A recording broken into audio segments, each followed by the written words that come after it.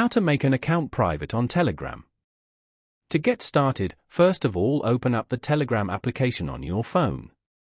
As you can see, you are now in the Telegram chats list.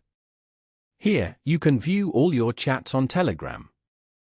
On this page, go to the bottom right corner and tap on Settings.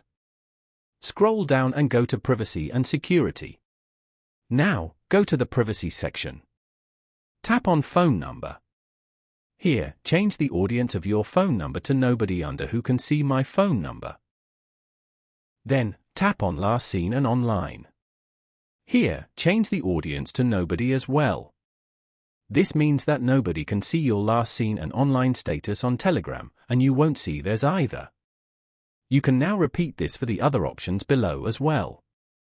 For example, profile photos. Following these steps, you can easily make an account private on Telegram.